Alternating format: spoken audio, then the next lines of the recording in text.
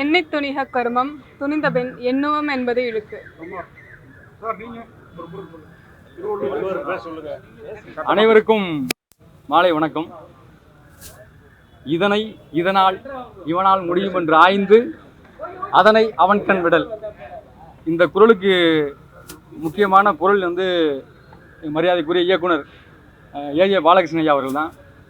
அதாவது இந்த படத்தினுடைய ஒளிப்பதிவாளர் வந்து கிட்டத்தட்ட ஒரு 9-10 படங்களுக்கு மேலே பணியாற்றியிருக்காரு. ஒரு ஆகச்சிறந்த கேமராமேன். அதே போல் வந்து சிறப்பு வாய்ந்த காமராஜர் வாழ்க்கை விளையாட கதையை எழுதின திரைக்கதை ஆசிரியர் தான் இந்த படத்துக்கும் திரைக்கதை எழுதியிருக்காங்க. அது ஒரு சிறப்பு. 20 படங்களுக்கு மேலே கலை இயக்குனராக வேலை செஞ்ச மரியாதைக்குரிய திரு சுரேஷ் கலேரி அவர்கள் தான் இந்த படத்துக்கும் கலை இயக்குனராக வேலை செஞ்சுருக்காங்க. அதே போல் யாத்திசை படத்தினுடைய காஸ்டியூம் டிசைனர் தான் இந்த படத்துக்கும் காஸ்டியூம் டிசைனர் வேலை செஞ்சுருக்காங்க. அப்புறம் எடிட்டர் புதுசாக வந்து எங்களோட கைக்கு எடுத்துருக்காங்க. அது மாதிரி எல்லாமே ஒரு ஆகச்சிறந்த ஆளுமைகள். அந்த ஆளுமைகளை இணைத்து ஒருங்கிணைத்து வந்து எங்களுடைய இயக்குனர் ஏ பாலகிருஷ்ணன் ஐயா அவர்கள். அதே போல் 35-40 வருடங்களுக்கு மேலாக இந்த சினிமாவில் பயணிச்சுட்டு இருக்கக்கூடிய எக்ஸிக்யூட்டிவ் ப்ரொடியூசர் மேனேஜர் வந்து ஜெய்சங்கர் அண்ணா, அவங்களும் இதில் வந்து கை கொடுத்துருக்காங்க. எல்லாருமே ரொம்ப சிறப்பாக இதில் பணியாற்றிருக்கோம். இவரே அரசியல்வாதி தானே. ஆமா, வள்ளுவர் மேல என்ன சாயம் பூச போறாங்களோ நீங்க அந்த வள்ளுவர் படம் உருவானதை பத்தி சொல்லுங்க. கேட்போம். சரி சார், இந்த வள்ளுவர் படம் உருவானதை பத்தி சொல்லுங்க. வள்ளுவர் படம் நாங்கள் காமராஜ் படம் பண்ணுற காலத்தில் ஒரு நண்பர் வந்து ஆஃபீஸ் வந்திருந்தார். அவர் கேட்டார் திருக்குறளை பற்றி ஒரு படம் பண்ணுங்க அப்படின்னுட்டு. அப்போது அது ஒரு பெரிய கேன்வாஸாக இருக்கும். கேன்வாஸ் ஒன்று 1.25 அடி இவ்வளோ பெருசாக இருக்குது, எப்படி பண்ண முடியும்னு ஒரு சேலஞ்ச் இருந்தது. அதுக்கப்புறம் செம்பூர் ஜெயராஜ் அதுக்கான ஸ்கிரிப்டை பண்ணார். அதுக்கப்புறம் அது வந்து எதை விஷுவலைஸ் பண்ண முடியுமோ நீங்கள் படத்தில் பார்த்துருப்பீங்களே, அதை நாங்கள் வந்து ஸ்கிரிப்டாக அமைச்சோம். அதுக்கப்புறம் ஒரு கட்டங்களாக தாண்டி போனது. நம்ம சார் சொன்ன மாதிரி இளையராஜா வந்து இதுக்கு வந்து மிகப்பெரிய ஒரு பங்களிப்பு. எட்வினோடது பங்களிப்பு, இவங்க தனலட்சுமியோடது, வள்ளுவர், ஆமாம், எல்லாருடைய பங்களிப்பு முக்கியமானது. ஆமாம், பவளக்குடி அவங்களோட பங்களிப்பும் முக்கியமானது. ஏன்னா இந்த படம் மக்கள்கிட்ட போகணும், அதுதான் வந்து அதோட பெரிய ஒரு விஷயம். அதாவது எல்லாருமே வந்து தேட்டர் கொடுக்கறதுலேருந்து ஆரம்பித்து இது சொல்லப்போனால் படம் எடுக்கிறத விட ரிலீஸ் பண்ணுறது பெரிய வேலைன்னு இப்போ நான் கண்டுபிடிச்சேன். ஆமாம், படத்தை எடுக்கிறது பணம் இருந்தால் படத்தை எடுத்துடலாம். ஆனால் ரிலீஸ் பண்ணுறது வந்து ஒரு பெரிய ஒரு தியேட்டரில் கொண்டு போகிறது பெரிய சேலஞ்ச். அது ஒரு வேறு ஒரு டீம். அது அந்த டீம்கிட்ட பழகி வெளில வர்றது ஒரு பெரிய சேலஞ்ச். ஆமாம், மக்கள் பார்ப்பாங்களா அந்த படத்தை? நல்லா நம்மளாம் பார்க்க வைக்கணும். ரொம்ப நல்லா எழுதி நீங்கள் பார்க்க வைக்கணும். ஏன்னா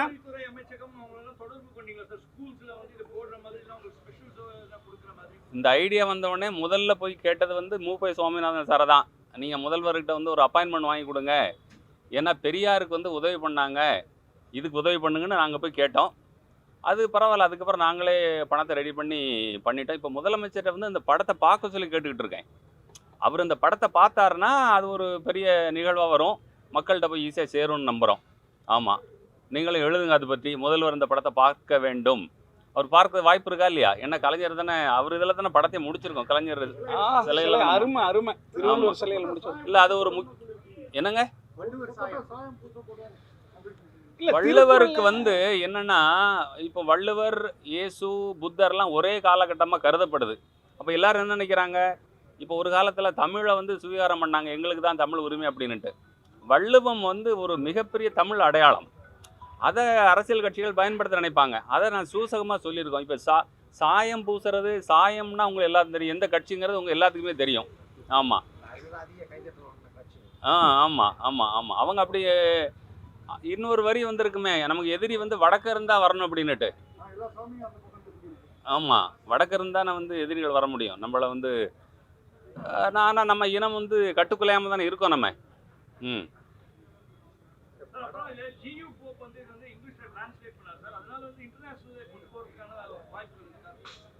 இல்லை ஆமாம், அது இது ஒரு ரிமைண்டர் தானேங்க உலகத்துக்கு வந்து. கிட்டத்தட்ட திருக்குறளா அது வந்து கிட்டத்தட்ட ஒரு மழுங்கி போன மாதிரி ஆயிடுச்சு. எல்லாரும் எடுத்து யூஸ் பண்ணிட்டாங்க. இப்போ இதுக்கு வந்து நம்ம ஒரு புதுசு நான் கொண்டு வந்துங்கிறதுக்காக இல்லை, இது ஒரு புது யுக்தி. இது இப்போ இதில் இவ்வளோ விஷயங்கள் நீங்கள் உங்களுக்கு வந்து டெய்லி ஆச்சரியப்படுத்தும் குறள்.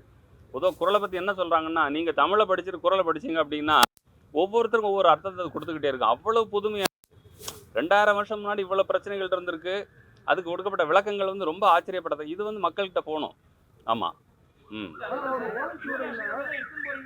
ஆமாம் ஆமாம் ஆமாம் ஆமாம் சப்டைட்டில் இங்கிலீஷில் போட்டிருக்கோம். போவோம். ஆமாம், படிப்படியாக போவோம். ஆ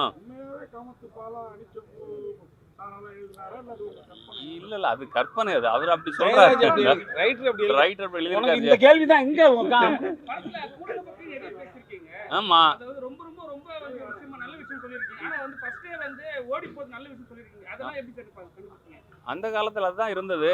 வருஷத்துக்கு கல்யாணம் பண்ணிக்கலான்ட்டு அது மட்டும் இருக்கல. அவர் காலத்தில் என்ன இருந்துச்சுன்னா, சொசைட்டியில் வருஷத்தில் ஒரு நாள் இளைஞர் இளைஞி யாரும் யாரு கூட வேணா இருக்கலாங்கிற அளவில் ஒரு கொண்டாட்டம் இருந்துச்சு தமிழர்கள்கிட்ட. அதை யாரும் கேள்வி கேட்க மாட்டாங்க. இதெல்லாம் நீங்கள் படித்து தெரிஞ்சுக்கணும் பாலா. இங்க பாலா இங்க பால். ஆ. இது மோகன். ஆ. படத்துல நிறைய காமத்துப்பால் வரும்போதே தெரிஞ்சுக்கணும். அப்படியா? ஆமா, வாசிக்கு நிறைய காமத்துப்பால். இல்லை இல்லை, உங்களுக்கு பிடிச்சிருந்ததா இல்லையா? ஆமாம், உங்களுக்கு சில இடங்கள்ல எனக்கு இதுவா இருந்தது. என்ன வச்சு? 1330 1330 நிறுத்திட்டீங்க. ஆ. ஆனா திருக்குறள் இன்னும் நிறைய இருக்கு. பாதி வந்து அழிச்சிட்டாங்க அப்படின்னு ஒரு தகவல் இருக்கு. இல்லை, அப்படி குறளை பற்றி 1330 நிறுத்திட்டீங்களே, ஏன்? இல்லை, அது நமக்கு கிடைச்ச அந்த நம்ம ரிசர்ச்சுக்குள்ள போகல. இன்னும் வந்து வள்ளுவருங்கிறவர் ஒருத்தரா அந்த கிளாசிஃபிகேஷன் அவர் காலத்தில் பண்ணப்படவில்லை. 3ஆக பிரிக்கப்பட்டது பிற்காலத்தில், பரிமளர்கள் காலத்தில். அப்படி பல்வேறு விஷயங்கள் அதில் இருக்குது. வள்ளுவர் வந்து கன்னியாகுமரியில் பிறக்கலை, மயிலாப்பூரில் பிறந்தார். நம்ம அதுக்குள்ளே போகல. அந்த கருத்துக்குள்ளே தான் நம்ம போயிருக்கோம். ஆமாம். வாரிசும் காமிச்சிருக்கீங்க. நிறைய டைலாக்லாம் வரும். வாரிசு எங்க காமத்துப்பால் எழுதுனவருக்கு வாரிசு இருக்காதா? இல்ல, வாரிசு இருக்குன்னு காமிச்சிருக்கீங்க. அப்போ அந்த வாழையடி வாரியா அவங்களுடைய இருப்பாங்க. ராஜராஜ சோழனுக்கு வாரிசு யார் இருக்கா? 1000 வருஷம் தான் ஆச்சு. நக்கீரர் வந்து தான் பெரிய உழவர்னு கேள்விப்பட்டோம். அவரே தோற்கடிச்சவரா வள்ளுவர். தோக்கடிச்ச மாதிரி காட்டலையே, அவர் அங்கீகரிக்கல. தலை தொங்க போட்டாங்க இல்ல இல்ல இல்ல இல்ல, எங்க ஏங்க அதாவது சங்கத்துல ஒரு முடிவு, அதாவது தமிழ் சங்கத்துல இப்படி இருக்கணும் ஒரு வடிவமைப்புன்னு ஒரு இலக்கியம், அவ்வளவுதான். அது சட்டத்திட்டங்கள் இருக்கும்போது அதை உடைக்கிறாருன்ற ஒரு விஷயம் தான். நக்கீரர் பாதை வேற, வள்ளுவர் பாதை வேற. நக்கீரர் வந்து இவர் வள்ளுவர் அங்கீகரிச்சாரோ அங்கீகரிக்கலையோ அது வேற ட்ராக், இது வேற ட்ராக். அவரோட கான்ட்ரிபியூஷன் ரொம்ப பெருசு. ஆமா, நக்கீரர் காலத்துல தான் வள்ளுவர் இருந்தாரு. திருவள்ளுவர்னு நம்ம தமிழ்ல வந்து பேர் வச்சிருக்காங்க. இது வரையும் அந்த பேரை வந்து நீங்க இந்த படத்துல ஒரு இடத்துல கூட அவருக்கு வந்து சொல்லாதே அதை மேனேஜ் பண்ணிட்டீங்க. அது எப்படி நீங்க அதை வாசுகன் எங்கேயாவது கூப்பிட்டார பாத்தீங்களா? இல்ல, அதான் 2 பேருடைய பேரையுமே சொல்லாதே ஆமா. நீங்க. இல்ல இல்ல, அதுல வந்து எங்கெங்க சந்தேகங்கள் இருக்கும். இப்போ எல்லாரும் சொல்லுவாங்க வந்து வாசுகி வந்து தண்ணி இறைச்சிக்கிட்டு இருந்தாங்க, வள்ளுவர் கூப்பிட்டார், வாளி நின்றுடுச்சு, ஊசியால வந்து இதெல்லாம் வந்து அந்த புனைவுகளுக்கு நம்ம போகலை. வள்ளுவத்துக்குள்ள என்ன இருந்ததோ அதுக்குள்ள இருந்தா நீங்க பாத்தீங்கன்னா அனலைஸ் பண்ணி பாத்தீங்க அப்படின்னா எல்லா காட்சிகள்லயும் இந்த வள்ளுவம் இருக்கும். ஆமா, திருவள்ளுவர் நாடுன்னு வச்சிருக்கீங்க. ஆமா. ஆனா திருவள்ளுவர்னு எந்த இடத்துலயும் மென்ஷன் பண்ணவே இல்லை. அவர் கூப்பிட்டார, வள்ளுவனாரன்னு கூப்பிட்டாரா இல்லையா கடைசியில? ஆமா. வள்ளுவன் நாடார் அப்படின்னு சொன்ன மாதிரி இருந்தது. ஏய் யாரா அது? பாலா வேலையை காட்டிட்டியாடா?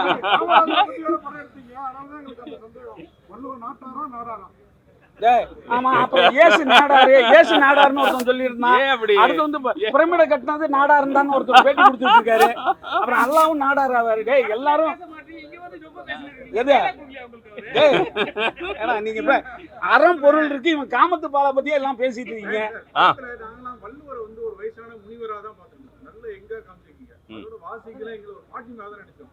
அவங்க பார்த்தா வாசி அவ்வளவு எங்க அவ்வளவு இதா இருக்காங்க. அதாவது அந்த வரைஞ்சவர் இருக்கார் இல்லையா, 2000 வருஷத்துக்கு முன்னாடி ஒரு கற்பனை பண்ணி வரைஞ்சிருக்கிறாரு. காமத்து பாலில் எழுதுனா எந்த வயசுல இருக்கணும்? ஒரு எக்ஸ்பீரியன்ஸ் நினைக்கிறோம். அதெல்லாம் மறந்து போயிருங்க. நீங்க வேற என்னாச்சு? உன் கூட டேய், உன் கூட மறந்து இருக்கிறதால போயிரும். போயிட்டு. ஆமா, அது பழைய நினைவு தான் பேராண்டிங்கிற மாதிரி ஆயிடும். ஆமா. இன்னொன்னு, அந்த காலத்துல ஆயுளே குறைவா இருந்துச்சு தெரியும் இல்லையா? பெரியாரே ஒரு இடத்துல சொல்லியிருப்பாரு, ஆயுள் வந்து வெள்ளைக்காரன் வந்த அப்புறம் தான் வந்து மருந்தெல்லாம் கொடுத்து கூட்டான் அப்படின்ட்டு. வள்ளுவர் காலத்துல ஆயுளே 35-40 தான் இருந்திருக்கும். இவர் வேணுகோபால் சர்மா வயதானவரா வரைஞ்சிருக்கிறாரு. இவ்வளவு கருத்தச்சனவர் வயசானவரா இருப்பார் நினைச்சிருப்பாரு. ஆனா நீங்க நெப்போலியன் எடுத்துக்கோங்க, பல பேர் வந்து அந்த வயசுலேயே வந்து மறைஞ்சு போனவங்க தான். சரி இந்தப்பா ஹீரோயின் எல்லாம் கேள்வி ஆமா. ஒரு விஷயம் சொன்னீங்க. ஆ. ஒரு வாட்டி எல்லாரும் கூட வந்து கலந்து இருக்கலாம்னு சொல்லியிருக்கீங்க. அந்த எந்த கடவுளை சார் சொல்றீங்க? ஏன்னா இது வந்து இப்போதைக்கு அது சாத்தியப்படுமா? இப்போ இங்க அதை பத்தி நம்ம பேசல.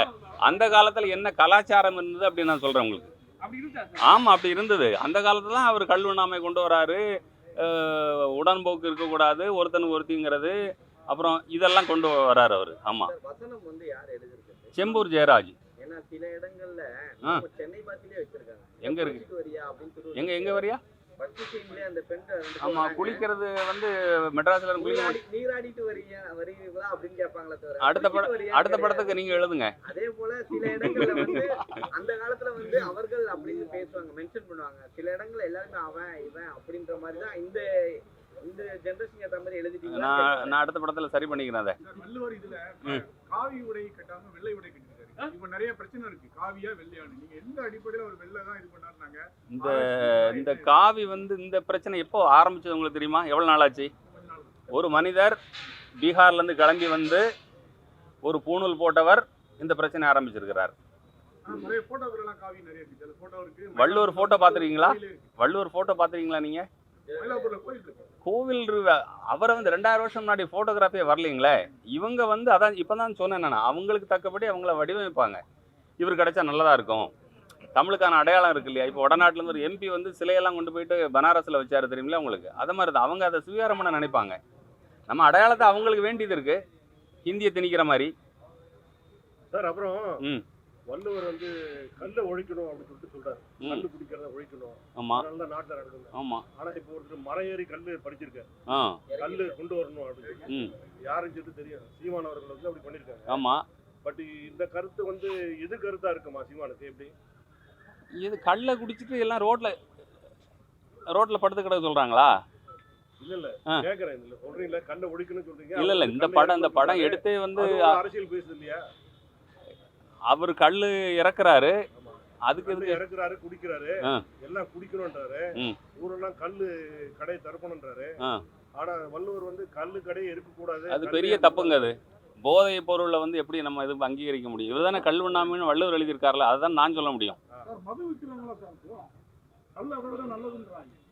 இல்ல 2 வருஷத்துல இது நல்ல விஷயம்னு நீங்க கேட்குறீங்க. 2 விஷயம் தானே. ஆமா, இது கொஞ்சம் லேட்டா போதை ஏறும், அது உடனே ஏறும், அவ்வளவுதான் வித்தியாசம். இங்க பாருங்க, டேய் தம்பி, இப்போ அதை இருங்க, இப்படிதான் வாழணும்னு ஒரு மரபு இருக்கு, ஒரு இலக்கிய முறை இருக்கு, இப்படிதான் வாழணும், ஒரு ஒழுக்க நெறிகள்னு ஒன்று இருக்கு. அதுல இந்த கல் உண்ணாமை, சரக்கு அடிக்காமை, போதைப் பொருள் எல்லாம் பயன்படுத்தாமைன்னு இருக்கு. இதை மீறி சிலது நடக்கும், அதெல்லாம் உதாரணத்துக்கு எடுக்கக்கூடாது. ஏன் அப்படி அதெல்லாம் நடந்துகிட்டு இருக்க? ஏன் இது குடிக்காம இருந்தா நல்லது, குடிக்கிறாங்கலாம் நம்ம அதை பேசக்கூடாது. இல்ல கல்லு வித்தா வந்து அரசாங்கத்துக்கு லாபம் கிடைக்காது இல்ல, அதனாலதான் நான் வந்து அவங்க சாராயம் விற்கிறாங்க. மேட்டர் புரியுதா உங்களுக்கு? ஒரு ஷாட்ல வந்து நீங்க திருவள்ளூர் டங்க் வச்சுட்டு இந்த பக்கம் நாமும் இந்த பக்கம் பட்டா அந்த பக்கம் வள்ளலார்லாம். ஆமா, அவர் மட்டும் எதுவுமே வள்ளுவர் மட்டும் எதுவுமே போடாம இருப்பாங்க. அதாவது இவங்க எல்லாத்துக்கும் புத்தி சொல்ல வேண்டியவருக்கு வந்து எந்த அடையாளமும் தேவையில்லை. ஒரு இந்துவா முஸ்லீமா கிறிஸ்டியன் கேட்கிற ஒரு இது வரும். இதுக்குள்ளதான் அடக்கணும்னு என்ன நினைக்கிறீங்க? அதெல்லாம் தாண்டி வர அத்தனை பேருக்கும் புத்திமதி சொல்றாரு. அதுல ஆனா கிறிஸ்டியன்ஸ் கிடையாது, அவருக்கு எந்த இசமும் வேண்டியதில்லை. இயேசுலாம் அதுக்கப்புறம் உள்ள காலங்க. ஆமா, என்ன ஒரு தரமான கேள்வியை வரலையே. கல்யாணம் பண்ணிட்டு காமுட்டு இருக்கிற வள்ளுவர் ஜெயிச்சிடுறாரு. கல்யாணம் பண்ணாம காமுட்டு இருக்கிற கருதி படைய ஜெயிக்க வச்சாலும் அவர் செத்து போயிடுறாரு. ஆமா, இல்ல அந்த காலத்துல இப்போ அதை வந்து அந்த படத்துல குளோரிஃபை பண்ணியிருக்கோம். அதாவது வள்ளுவரே சொல்லுவாரு வந்து அம்பு வரும்போது கண்ணை மூடுறவன் கோழை அப்படிங்கிறாரு. கிட்டத்தட்ட போர்க்களத்தில் செத்து போறது ஒரு பெரிய நல்ல மாண்பா கருதப்பட்ட காலகட்டம் அது. வீரமரணம் அரசர்கள் அப்படி வச்சிருந்தாங்க. அரசர்கள் தங்களுடைய சுயநலத்துக்காக பொதுமக்களை வந்து போருக்கு பயன்படுத்தினாங்க. ஸோ அதை குளோரிஃபை பண்ணி வச்சிருந்தாங்க. இவன் போருக்கு போய் சாகட்டும், அப்பதான் நம்ம நிம்மதியா இருக்க முடியும் அப்படிங்கிறது அந்த கால மரபா இருந்தது. அதான் வந்து அந்த அரசவையில போயிட்டு மனைவியோட வந்து உட்காரன்னு சொல்லியிருக்காங்க. அதே தரவுகள் இருக்கா சார்? ஏன்னா வந்து சொல்லும் போது அவர் தான் போய் பேசினாங்க, அது மட்டும் தான் இருந்தது. ஆனா மனைவி குழந்தையோட போய் உட்காந்து ஒரு விஷயம் சொல்லிருக்கீங்க, அது எப்படி சார்? அது இல்ல, அது திரைக்கதைக்கு தேவைப்பட்டுச்சு. நீங்க இந்த படம் ஔவையார் பாத்தீங்களா? நீங்க ஔவையார்ல எப்படி வந்து அரங்கேற்றுவாங்க தெரியும்? எது புனையப்பட்டதா? ஆமா, சார் 133 அதிகாரம் இருக்கு. ம். அந்த 133 அதிகாரத்தையும் நீங்க இந்த படத்துல கொண்டுட்டு வந்திருக்கீங்க. இல்லை கொண்டு வரல இல்லை, அதுதான் வந்து எதை காட்சிப்படுத்த முடியுமோ அதை தான் பண்ண முடியும். இங்கே திருக்குறளை சொல்லிக்கிட்டே நீங்கள் உட்காந்துருப்பீங்களா? நீங்கள் உட்கார மாட்டீங்கல்ல. எவ்வளோ திருக்குறள் கிளாஸ் நடக்குது, 10 பேர் தான் உட்காந்துருப்பாங்க. இப்போ இவ்வளோ பேர் வந்திருக்கீங்கல்ல, எதுக்கு வந்திருக்கீங்க? இது சுவைப்பட சொல்லணும், ஒரு ஆள் எழுதணும், ஒரு ஆள் கேமரா பண்ணணும், ஒரு ஆள் டைரக்ஷன் பண்ணணும், ஒரு ஆள் மியூசிக் போடணும், ஒரு ஆள் எடிட் பண்ணணும். இவ்வளோ வேலை இருந்தால் தான் வந்து நீங்கள்லாம் பார்ப்பீங்க. அதனால தான் இது நான் சைலன்ஸ் தம்பி, சைலன்ஸ். திருக்குறள் அதாவது எப்போதாவது ஒரு ஆச்சரியங்கள் நடக்கும். அப்படி ஒரு ஆச்சரியம்தான் இந்த திருக்குறள் படம்.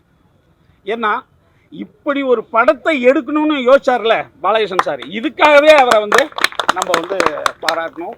இதில் என்னன்னா, இதில் நடித்த ஒவ்வொருத்தவங்களும் அதற்கான மெனக்கிட முழுமையாக போடுறதா தான் அந்த படத்தில் இருக்குது. இது உங்களுக்குலாம் தெரியும். ஏன்னா இப்படி இந்த மாதிரியான காலகட்டத்துக்கு போய் ஒரு படத்தை எடுக்கிறது எவ்வளோ மெனக்கிடல்ன்றது உங்கள் எல்லாருக்குமே தெரியும்.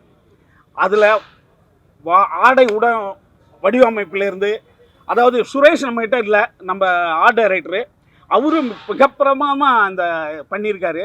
அதாவது இந்த செலவில் இந்த படத்தை எடுக்கிறது இருக்குல்ல, அது ரொம்ப பெரிய சேலஞ்சான விஷயம். நிச்சயமாக பத்திரிகை நண்பர்கள் உங்களை எல்லாருக்கும் அந்த சேலஞ்ச் என்னன்னு தெரியும். அதனால் அந்த மெனக்கெடலை நீங்கள் ரொம்ப சரியாக எழுதணும், கொண்டு போகணும் மக்கள்கிட்ட. அடுத்தது நம்ம கேமராமேன், அதை என்னன்னு கேட்டால், இதில் வந்து இவருக்கான சேலஞ்ச் இருக்குல்ல, சாதாரணமான விஷயம் கிடையாது. நான் ஆடியோ ரிலீஸ்லேயே சொல்லியிருக்கேன், இவருடைய ஒர்க்கு பிரமாதமாக இருக்குது. அதாவது இந்த பட்ஜெட்டில் இப்படி ஒரு படத்தை கொடுக்கறதுன்றது சாதாரண விஷயமே கிடையாது. அதை வந்து எட்வின் வந்து 100% சரியாக பண்ணியிருக்காரு. அடுத்து பாலகிருஷ்ணன் சார் எப்போதுமே மீண்டும் மீண்டும் சொல்கிறேன், அத்தி பூத்தார் போல் ஒரு ஆச்சரியங்கள் இங்கே வந்துக்கிட்டே இருக்கும் சினிமாவில். அப்படி ஒருத்தவர் தான். ஏன்னா காமராஜர்னு ஒரு படம் யாரால எடுக்க முடியும்? ஏன்னா மகாத்மாவை பற்றி ஒரு படம், அடுத்து திருக்குறளை பற்றி ஒரு படம் எடுக்கிறார். இப்படி சிந்திப்பதே வந்து என்னென்னா சமூகத்துக்காக சிந்திக்கிறது இருக்குல்ல, அது எல்லா கலைஞர்களுக்கும் வாய்க்கிறது கிடையாது. அது பாலகிருஷ்ணன் சாருக்கு வாய்ச்சிருக்கு. அப்படி ஒரு மாமனிதர் நம்மளுக்கு இயக்குனராக கிடைச்சது ரொம்ப மகிழ்ச்சி. இதை நம்ம தான் கொண்டாடணும். அதே மாதிரி இந்த அம்மாலாம் ரொம்ப இந்த பொண்ணுலாம் ரொம்ப நல்லா நடிச்சிருக்காங்க. அடுத்தது இன்னொரு அந்த பையனுக்கு பருதிக்கு ஹீரோயினாக வருது, அந்த பொண்ணு ரொம்ப நல்லா நடிச்சிருக்கு. குறிப்பாக இசை எக்ஸ்ட்ரானரி பண்ணியிருக்காருங்க. இசையை வந்து அதாவது ஒரு ஃப்ரேமுக்கு அப்படி தூக்குறாரு ராஜா. அதான் சொல்கிறேன்னே, எப்போதும் வந்து சிறந்ததை சிறப்புன்னு சொல்ல முடியாது. இளையராஜா என்றவரே ஒரு சிறப்பானவர் தான். இந்த படத்தை தூக்கி நிறுத்ததுல அவர் ரொம்ப முக்கியமான ஒரு இடத்துல இருக்கார். அடுத்தது தம்பி திருவள்ளுவராக நடித்த தம்பி வந்து ரொம்ப அற்புதமான உச்சரிப்பு, உடல் மொழி. அடுத்தது வந்து தம்பிக்கு வந்து அதாவது இந்த ஷாயாஜி சிண்டே பாரதியாராக நடித்து பயங்கர வில்லன் ஆகிட்டார் பல படங்கள். ஏன்னா தாங்கவே முடியல அந்த கொடுமையை. அந்த மாதிரி தம்பிக்கு வந்து அந்த மாதிரி கதாபாத்திரம் வரும். பட் இருந்தாலும் கலைஞனாக எந்த கதாபாத்திரம் வந்தாலும் அவர் அதாவது சிறப்பாக செய்வார். இதில் நடித்த அனைத்து கலைஞர்கள், டெக்னீஷியன் அனைத்துக்கும் வாழ்த்துக்கள் மட்டும் சொல்லிட்டு போயிடாத தம்பிங்களா. நல்லா எழுதி இந்த படத்தை நீங்கள் கொண்டு போய் சேர்க்கணும். அதுதான் நம்மளுடைய வேலை. நன்றி. வேற யாராவது கேள்வி? இப்போ பாலா ஆரம்பிங்க. எங்கே நம்ம